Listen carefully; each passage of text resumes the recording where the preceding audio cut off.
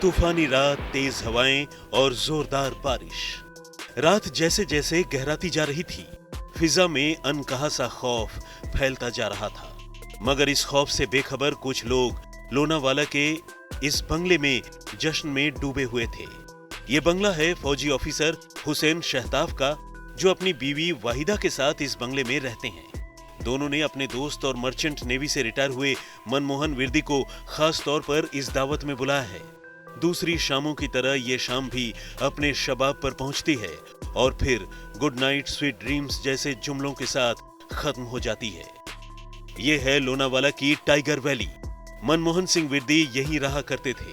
हर रोज की तरह विरदी की हाउसमेड काम के लिए इस बंगले पर पहुंची थी। घर का दरवाजा पहले से ही खुला हुआ था।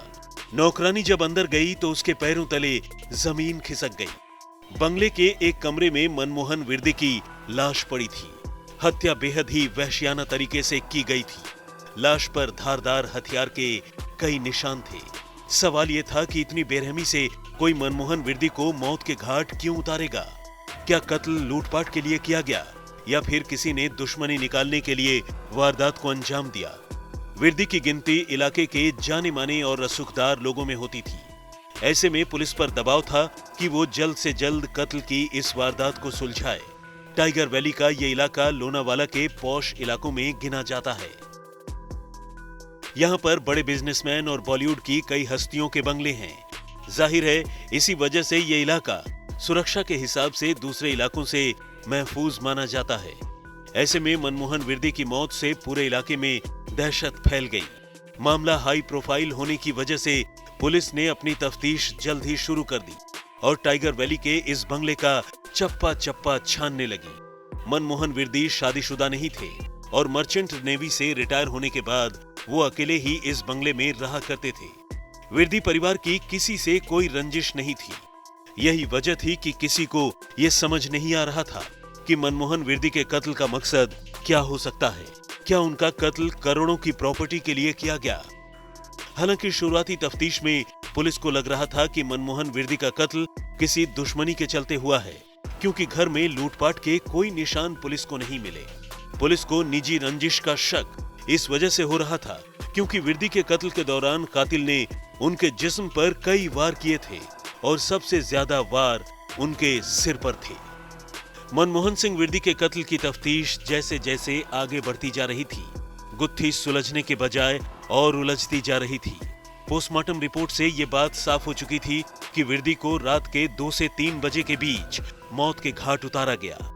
जाहिर है पुलिस का सारा ध्यान इस बात पर लग गया कि इतनी रात विरदी के साथ कौन उस बंगले पर मौजूद था, या फिर कातिल वारदात को अंजाम देने के लिए बंगले में दाखिल हुआ और अपना काम करने के बाद बंगले से बाहर चला गया। पुलिस को इन सवालों का जवाब ढूंढना था।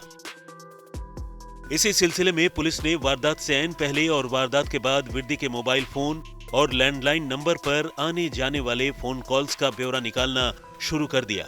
हर कॉल की बारीकी से पड़ताल की जाने लगी।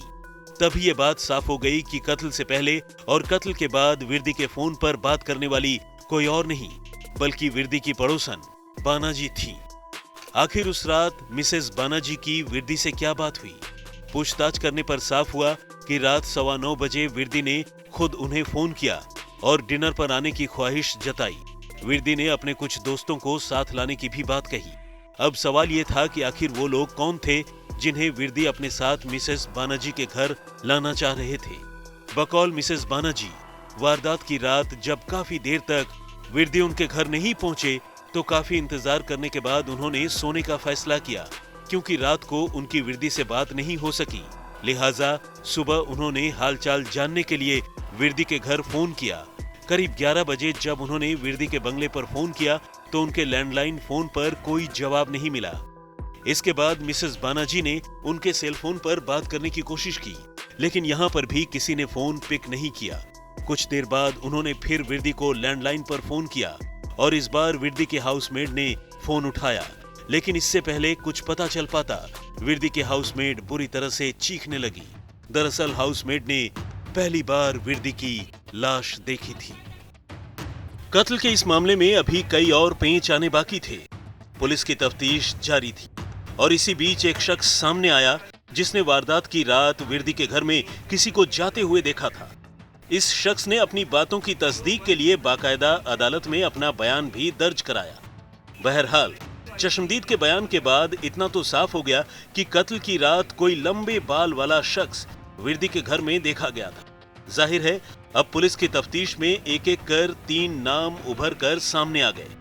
2 लोग वो थे जिन्हें विर्दी ने अपना दोस्त बताया था और तीसरा वो जिसे चश्मदीद ने देखा था।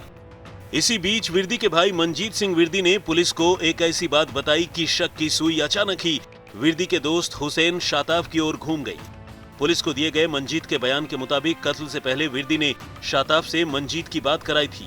फोन पर बातचीत के दौरान शाताब ने अपनी पत्नी का जिक्र किया था, तो क्या अपनी पत्नी को विर्दी की नजर से बचाने के लिए उसने विर्दी का कत्ल कर दिया?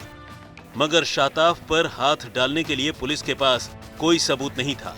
सिर्फ कत्ल से पहले हुई बातचीत की बुनियाद पर शाताब को कातिल तो नहीं ठहराया जा सकता था। तफ्तीश जारी थी। इसी बीच पुलिस के सामने एक ऐसी बात आई जिसकी वजह से एक बार फिर पुलिस का शक शाताब की ओर चला गया और ये बात थी वक्त की, यानी वारदात की रात शाताब के अपने घर टाइगर वैली पहुंचने का वक्त। पुलिस ने इस सिलसिले में जब शाताब से बात की तो उसने कहा कि वो अपनी बीवी के साथ पार्टी के बाद रात 9:15 बजे अपने घर वापस लौट आया था। मगर पुलिस ने शाताब के बयान को क्रॉस चेक किया तो जो बात सामने आई उसने तफ्तीश में लगे अफसरों को हैरान कर दिया। दरअसल टाइगर वैली के सिक्योरिटी गार्ड्स के मुताबिक शाताब और उसकी बीवी रात 9:15 बजे नहीं बल्कि 2:30 बजे अपने घर वापस लौटे थे। अब सिक्योरिटी गार्ड के खुलासे के बाद पुलिस को शाताब को गिरफ्तार करना जरूरी हो गया। लिहाजा देर से ही सही तकरीबन 10 महीने बाद पुलिस ने शाताब की गिरबान में हाथ डाला। उससे पूछताछ में यह भी पता चला कि शाताब पहले दुबई में रहता था और दुबई में उसके अच्छे कॉन्टैक्ट्स थे। तो क्या उसने दुबई के ही किसी डॉन की मदद से विर्दी को ठिकाने लगवा दिया? ये कुछ ऐसे सवाल थे जिनका जवाब जानना पुलिस के लिए बेहद जरूरी था। हालांकि इससे पहले पुलिस शाताब को गिरफ्तार कर पाती, वो दुबई भाग गया। तफ्तीश में पता चला कि शाताब ने अपने 2 साथियों के साथ मिलकर मनमोहन विर्दी का कत्ल किया था।